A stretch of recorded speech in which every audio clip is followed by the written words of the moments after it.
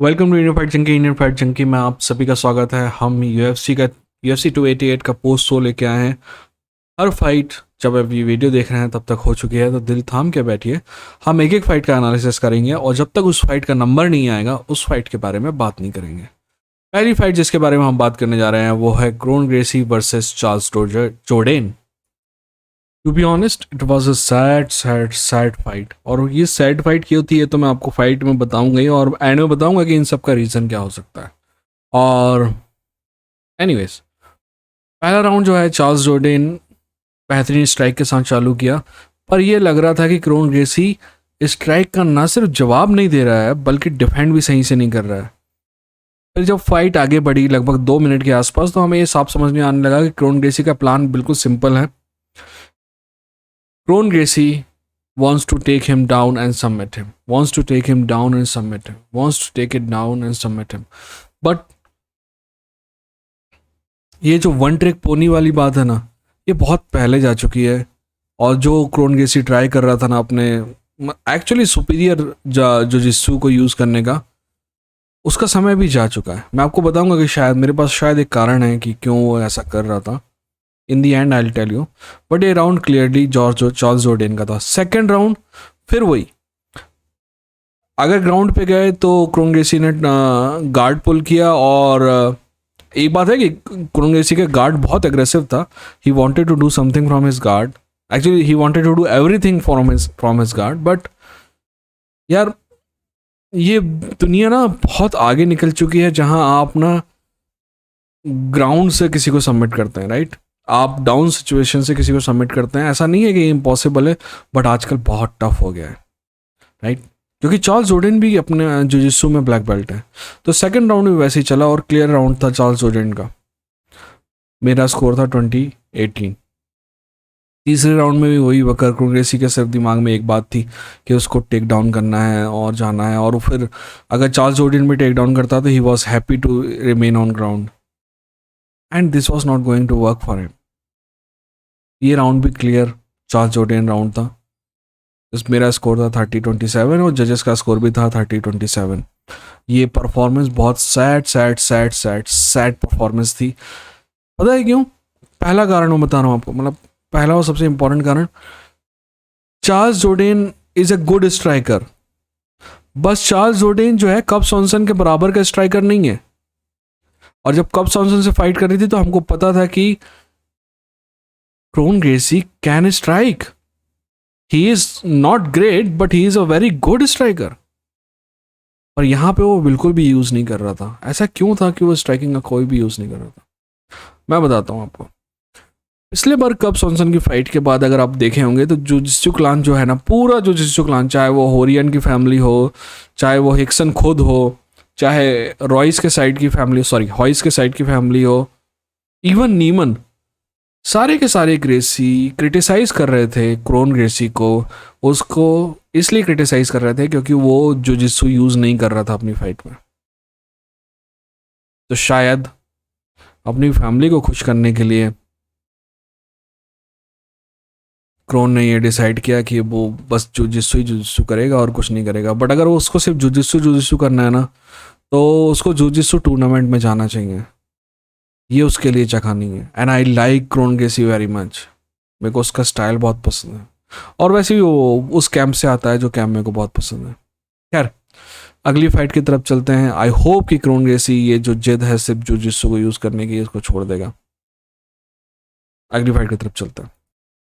मोवसर एवोलेव versus Diego Lopez की fight जो थी, इससे हम उम्मीद कर रहे थे कि एक तरफा फाइट होने वाली है, क्योंकि हम सभी को पता है कि एवोलेव बहुत शानदार है। और मेरा मानना है कि एवोलेव, आई डोंट नो कि वो चैंपियन बनेगा कि नहीं बनेगा, बट मैं ये बात कह सकता हूँ आपसे कि वो चैंपियनशिप के लिए एक ना एक बार फाइट जरूर करेगा। चैंपियनशिप मटेरियल है, इसलिए मैंने सोचा था एक तरफा फाइट है। बट जैसे ही लोपेज आया और लोपेज ने साबित किया कि मैं कितना बड़ा चूतिया हूँ, क्योंकि मैंने उसकी पहले की फाइट नहीं देखी।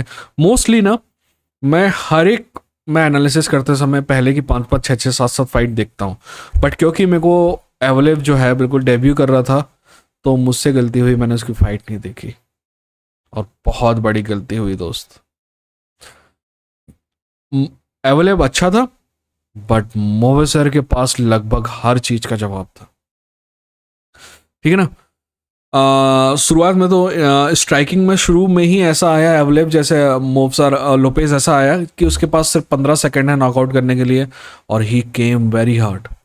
बट जैसे कि हम एवलेव को हमेशा देखते हैं कि वो बहुत काम रहता है टेंस सिचुएशन में भी, तो वो काम रहा और उसने जैसे तैसे टेक डाउन किया।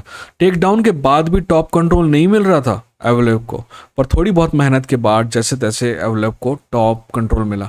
बट टॉप कंट्रोल मिलने के बाद हमें ऐसा लगता था कि उसकी प्रॉब्लम कम होगी, बट प्रॉब्लम कम होने की जगह ज़्यादा हो गई। एक के बाद एक सबमिशन अटेम्प्ट किए लोपेस ने वहां पे। एक बहुत डीप आर्म वार था, उसके बाद लगभग ट्रायंगल मिल ही गया था, बट जैसे तैसे राउंड एंड हो गया और फाइट जो है राउंड एंड हो गया और एवलेव सर्वाइव्ड। मुझे पता है कि 90% लोग ये राउंड एवलेव को देंगे, बट मेरा मानना है कि पहला राउंड मेरी नज़र में क्लियर लोपेस था, क्योंकि वो कई बार फाइट को ख़त्म करने के करीब पहुंचा, लगभग 3 बार, एक बार स्ट्राइकिंग में और 2 बार ग्राउंड में। दूसरा राउंड में जो है साफ साफ नज़र आ रहा था कि लोपेस जो है बहुत स्लो है एवलेव के मुकाबले, और इसका बहुत सिंपल कारण है। देखो, पहली बात तो एवलेव भी बहुत शॉर्ट नोटिस में आया है, लगभग 20 दिन के, बट लोपेस सिर्फ 5 दिन के शॉर्ट नोटिस में आया है। और वो जो 5 दिन होंगे, मैं एवलेव का शरीर देखो आप, जो 5 दिन होंगे मैं गारंटी देता हूं कि वो 5 दिन में उसने कोई प्रैक्टिस नहीं किया, 5 के 5 दिन सिर्फ वेट कट में यूज किए। तो हम कार्डियो की उम्मीद तो कर ही नहीं सकते। तो सेकंड राउंड में उसका कार्डियो जो है बहुत कमज़ोर था, और स्ट्राइकिंग में भी और ग्राउंड में भी बहुत इज्जत से डोमिनेट किया एवलेव ने। तो ये क्लियर राउंड था एवलेव। इसके बाद मेरा स्कोर हो गया 19-19। अगला जो राउंड था, 2 मिनट तक दोनों स्ट्राइकिंग कर रहे थे, बट देखो एवलेव अच्छी स्ट्राइकिंग कर रहा था, राइट, कंट्रोल कर रहा था, बट इसका मतलब ये बिल्कुल भी नहीं था कि वो डोमिनेट कर रहा था लोपेस को।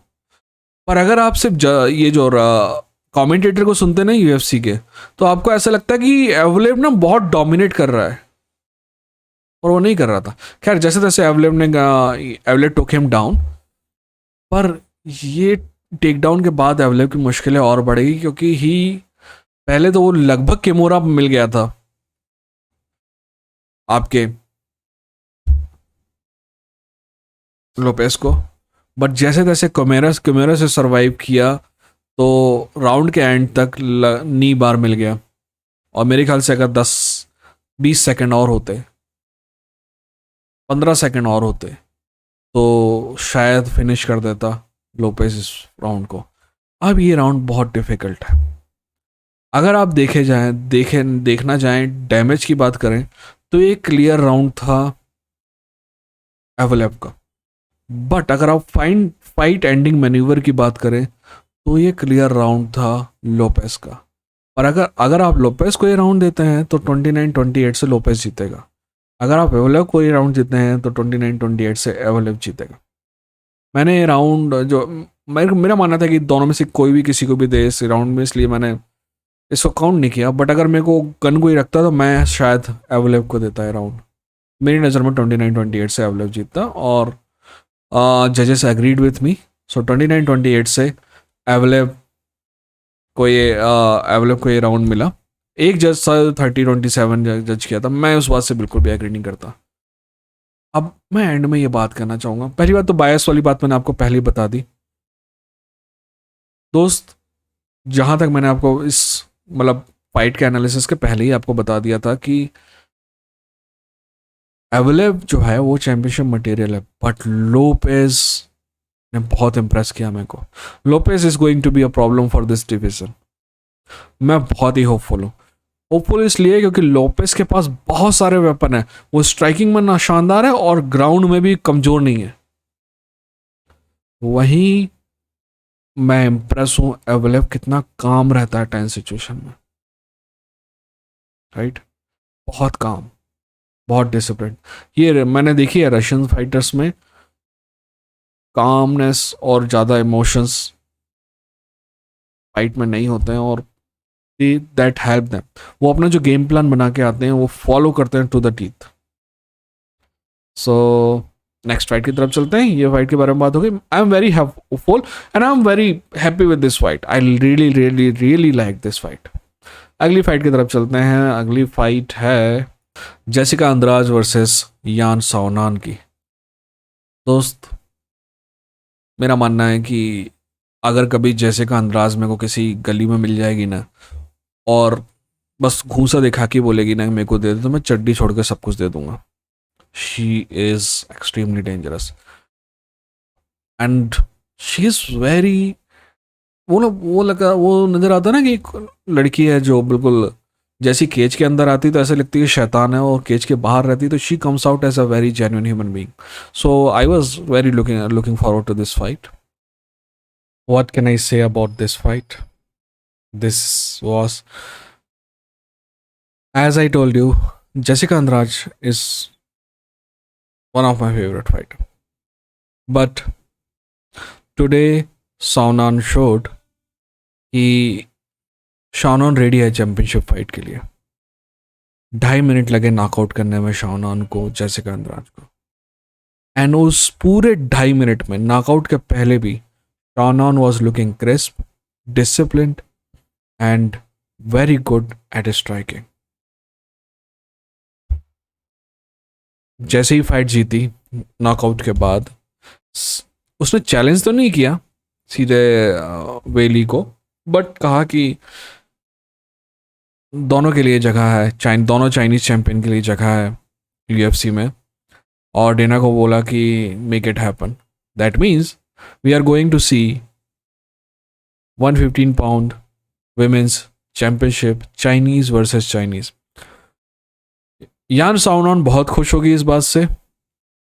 वेली भी शायद खुश हो, क्योंकि मेरा मानना है कि वेली को लगेगा कि शाओनॉन उसके लेवल के नहीं है, और मेरा मानना भी यही है कि Shannon is good but Whaley is actually great. पर इन सबसे ज़्यादा खुश अगर कोई होगा तो वो है डेना वाइट, क्योंकि डेना वाइट को दिख रहा होगा पैसा पैसा पैसा। चाइनीज मार्केट कंट्रोल करेंगे अपन, चाइनीज वर्सेस चाइनीज। तो डेना वाइट को पैसे का सोचने देते हैं, हम अगली फाइट का सोचते हैं, जिस फाइट को लेकर मैं इतना एक्साइटेड नहीं था, क्योंकि एक्चुअली दोनों फाइटर बहुत पसंद है मेरे को। अगली फाइट है Belal Muhammad versus Gilbert Burns की। इस फाइट के बारे में कुछ बोलूं, उसका प्रेडिक्शन मैं ये बोलूं कि मेरा सही था, या फिर कुछ भी बोलूं, उससे पहले मैं ये कहना चाहूँगा कि दोस्त, दंगल करके ना तुम एक ज़िंदगी में एक लेवल तक ही पहुंच सकते हो, हाईएस्ट लेवल तक कभी नहीं पहुंचोगे। तुम्हें क्या लगता है मैं चूतिया हूँ? मेरे को समझ में नहीं आता कि जब मेरा वीडियो आता है उसके जस्ट बाद ही तुम्हारा वीडियो आता है। अगर मैं वीडियो डिले कर दूँ और सैटरडे को रिलीज़ कर दूँ, तुम्हारा वीडियो भी डिले होकर सैटरडे को रिलीज़ होता है, और फिर सारे प्रेडिक्शन सेम होते हैं। यार, तुम्हारे पास ज़्यादा सब्सक्राइबर हैं, तुम्हारे पास बेहतरीन कैमरा है, तुम्हारे पास बेहतरीन माइक है, सब कुछ तुम्हारे पास मुझसे बेहतर है, फिर नकल क्यों करना? नकल करना है तो किसी ऐसे आदमी की करो ना जो तुमसे भी आगे। खैर, एनीवेज, इस फाइट के बारे में बात करते हैं।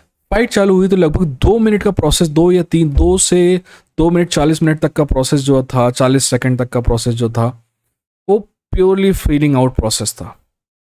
ठीक है ना? बिलाल जो है बॉडी, याद है कैफ किक लोग बोलते हैं कि एक नई चीज़ आई, बहुत दिनों बाद बॉडी किक का कोई यूज़ करते दिखाई दिया, और मेरे ख्याल से कुछ दिनों बाद वापस से हम वो थाइस वाली किक भी देखेंगे। तो बॉडी किक का लगातार इस्तेमाल कर रहा था बिलाल की बॉडी किक हर्ट कर रही थी, वहीं गिलबर्ट जो है पंचेस लैंड कर रहा था। बट 3 मिनट 20 सेकंड के बाद एक नहीं 2 बार नॉकडाउन किया बिलाल ने गिलबर्ट को। ये बात याद रखना, मैं 5वें राउंड के बाद आपको इस बात की याद दिलाऊंगा। इस राउंड में एक बार टेक डाउन की भी कोशिश की गिलबर्ट ने, बट बिलाल ने डिनाई कर दिया। ठीक है, बात आगे बढ़ी। सेकेंड राउंड में बर्न्स जो है बेहतरीन परफॉर्म कर रहा था पहले राउंड से, ठीक है, पर बिलाल जो है लगातार उसको किक से हिट कर रहा था। बर्न्स के पास 2-3 अच्छे शॉट आए, बट बिलाल को ऐसा लगा नहीं देख के कि बिलाल को कोई फर्क पड़ रहा है उन शॉट से। बिलाल जो है अपने पंचेस से हट कर रहा था, सॉरी गिलबर्ट जो है अपने पंचेस से हट कर रहा था, और बिलाल जो है अपने किक्स से हर्ट कर रहा था। बट मेरा मानना है कि बिलाल के किक्स जो हैं वो ज़्यादा डैमेजिंग थे, इसलिए मैंने ये राउंड भी बिलाल को दिया। मेरा स्कोर था 2018। तीसरा राउंड, राउंड में कॉर्नर, मतलब तीसरे राउंड में जो कमेंटेटर थे वो ये बात करने लगे कि खबर थी ऐसी उड़ती उड़ती कि बिलाल का लेफ्ट लेग हर्ट है, और ये बात काफ़ी सारे ट्विटर में कम से कम 4 दिन से चल रही है। और मैंने इसलिए आपसे बात नहीं की क्योंकि ये सब बकचोदियाँ चलते रहती हैं, और मेरे को भी इस फाइट के बाद भी नहीं लगता कि बिलाल के लेफ्ट लेग में कोई इशू था। बट ये बात साफ साफ नज़र आ रही थी कि गिलबर्ट जो है अपना लेफ्ट हैंड यूज़ नहीं कर रहा था। ध्यान रखना, इस बात को मैं एंड में बात करूंगा आपसे, ठीक है ना।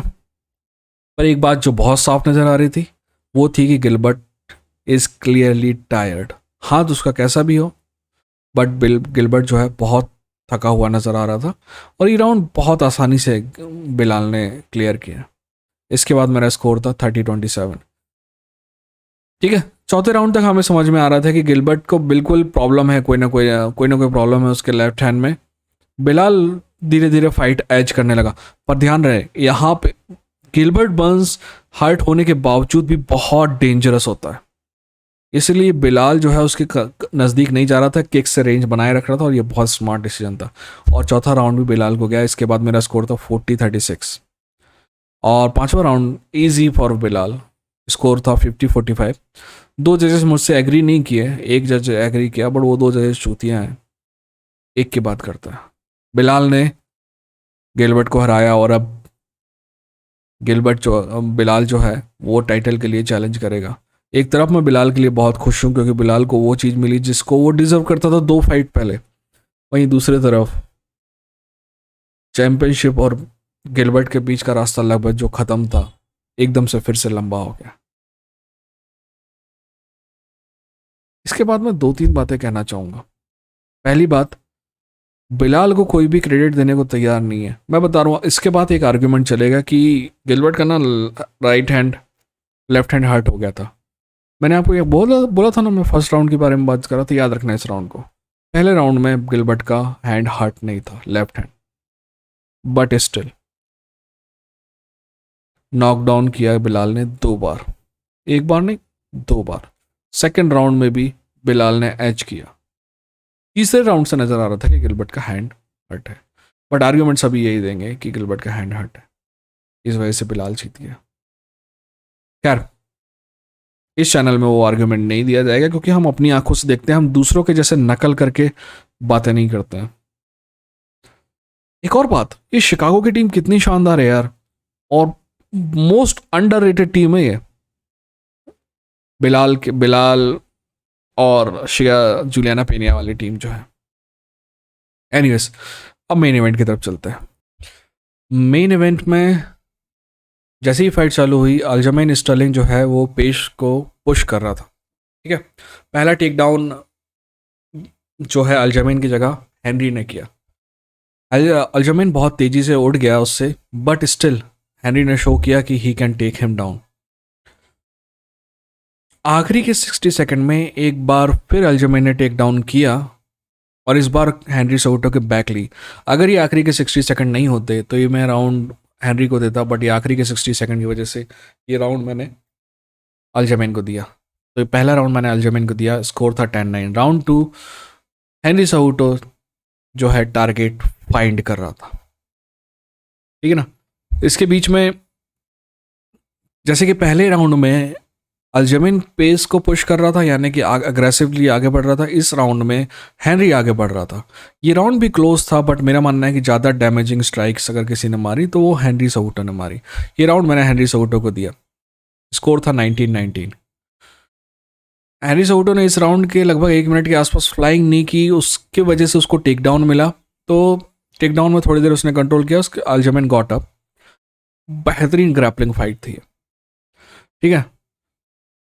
मल्टीपल टेक डाउन अटैम्प्ट किए अल्जमेन ने इस राउंड में, बट सभी के सभी स्टॉप कर दिए हेनरी सोटो ने। ये राउंड भी बहुत क्लोज था, but I still give it to Henry because Henry was looking better than Aljamain in this round. So score is 27-28। 28 Henry, 27 Aljamain. Round 4 Henry was still finding his round, but Aljamain जो है पहले से बेहतर दिखाई दे रहा था और striking में हेनरी से बेहतर कर रहा था, और ये राउंड मैंने अल्जमेन को दिया. इसके बाद स्कोर था 37-37. एक बात और बता दूं, जजेस का पता नहीं मुझे को, बट कमेंटेटर फटे तक बायस से. फोर्थ राउंड के बाद जो रोगन, जिसकी मैं इज्जत करता हूँ, जो रोगन ने कहा कि ये डोमिनेटिंग राउंड था चैंपियन के लिए. घंटा डोमिनेटिंग राउंड था. ये राउंड बहुत क्लोज था. अगर मैं राउंड हेनरी सोटो को भी दे दूं ना तो भी कोई दिक्कत नहीं होनी चाहिए. खैर, ये राउंड मैंने अल्जमेन को दिया और यहाँ पे मेरा स्कोर था 37-37. राउंड 5 बहुत क्लोज तो नहीं था, मतलब क्लोज नहीं था ये राउंड. क्लियरली मेरे को लग रहा था कि हेनरी सोटो ये राउंड जीता, और ये राउंड मैंने हेनरी सोटो को दिया और उसके बाद स्कोर हो गया 48-47. 48-47. जजेस ने कहा, जजेस जब आए तो उन्होंने कहा, एक जज जो है मुझसे एग्री किया 48-47 हेनरी के लिए, दूसरा जज मुझसे डिसएग्री किया, उसने कहा 48-47 अल्जमेन के लिए, तीसरा जज भी मुझसे डिसएग्री किया, उसने कहा 48-47 अल्जमेन के लिए. मुझे इस रिजल्ट से इतनी कोई दिक्कत है नहीं, बट ये फाइट बहुत क्लोज थी. तो मैं जो कह रहा था ना कि इज्जत, मतलब अगर इज्जत चाहिए थी ना अल्जमेन को, ऐसे तो मिल ही जाएगी, क्योंकि वो ऑलरेडी वो है. दुनिया में कोई याद नहीं रखेगा कि फाइट क्लोज थी. आज से 5 साल बाद सभी ये याद रखेंगे कि हेनरी सोटो को अल्जमेन ने हराया, बट ये फाइट बहुत क्लोज फाइट थी. दोनों साइड इसको वो किया जा सकता था. तो मेरे को नहीं लगता कि हेनरी सोटो का स्टॉक इससे डाउन होगा. खैर, हेनरी सोटो ने क्या बोला इंटरव्यू में ये आप बताएगा, क्योंकि मैंने अल्जमेन का शो देखा. लोग कहते हैं हेनरी सोटो क्रिंज है, अल्जमेन भी कम क्रिंज नहीं है. अल्जमेन का मैं इंटरव्यू देख रहा था, उसके बाद मेरे को लगा कि अब मैं सुन नहीं पाऊंगा, तो मैं यहाँ पे आ गया. आप बताइएगा कि हेनरी सोटो का इंटरव्यू हुआ क्या, और हुआ तो क्या बोला, कमेंट में से बताइएगा, ठीक है. तो सारी फाइट हो गई. ये था Indian fight Chunky. Indian fight Chunky में आप बने रहिए, क्योंकि सबसे बेहतरीन एनालिसिस यहाँ पे होता है. दूसरे चैनल को देखने की ज़रूरत ही नहीं है ना, क्योंकि वो भी तो यहीं से कॉपी करते हैं. कम से कम एनालिसिस की बात कर रहा हूँ मैं. बाकी ऐसा है कि आप नए स्टाइल के वीडियो बनाने की कोशिश कर रहा हूँ मैं, और वो कोई टफ नहीं है. वो कोई भी टुच्चा बना सकता है, तो मैं भी वही कर रहा हूँ. वो टुच्चा काम है, ये काम टफ है जहाँ पे रिसर्च करनी पड़ती है. तो कई लोग ऐसे हैं कि रिसर्च न करने की जगह कॉपी की जाए. उम्मीद है कि आप उन लोगों में से एक नहीं है. अपना काम कीजिए, कुछ नया कीजिए. थोड़ा टाइम लगेगा, बट एंड में you will be ended up in this summit. Okay, ये था इंडियन फाइट चंकी. अपना ख्याल रखिए, अपनों का ख्याल रखिए. लड़ेंगे, जीतेंगे.